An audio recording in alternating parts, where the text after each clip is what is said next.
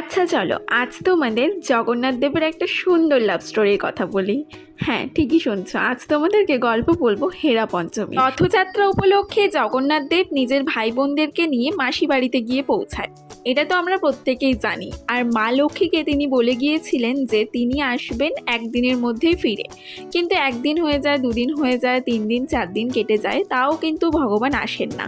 তো মা লক্ষ্মী তো বেশ চিন্তায় পড়েন, তো তিনি নিজেই পালকি করে নিতে চলে যান জগন্নাথ দেবকে। এখানে গিয়ে মা লক্ষ্মী দেখেন যে জগন্নাথ দেব তো তার মাসি বাড়িতে ভীষণ মজায় আছে তার ভাই বোনদের সাথে। মা লক্ষ্মী জগন্নাথ দেবকে তার সাথে ফিরে যেতে বললেও কিন্তু প্রভু তার সাথে ফেরে না, এমনকি তার সাথে নাকি ঠিক করে কথা পর্যন্ত বলে না। তো এই সব রাগ অভিমান নিয়ে তো মা লক্ষ্মী স্বয়ং পুরীর মন্দিরে ফিরে আসে। ফিরে আসার সময় জগন্নাথ দেবের রথের কিছুটা অংশ এমনকি রাগ করে ভেঙেও দিয়ে চলে আসে। এরপর জগন্নাথ দেব উল্টো রথের দিন বাড়ি ফিরে আসে এবং মা লক্ষ্মী কিছুতেই সেই দিন তাকে ঢুকতে দেবে না, দরজা বন্ধ করে দেয়। তারপর জগন্নাথ দেব 1 হাঁড়ি রসগোল্লা দিয়ে মা লক্ষ্মীর মানভঞ্জন করেছিলেন।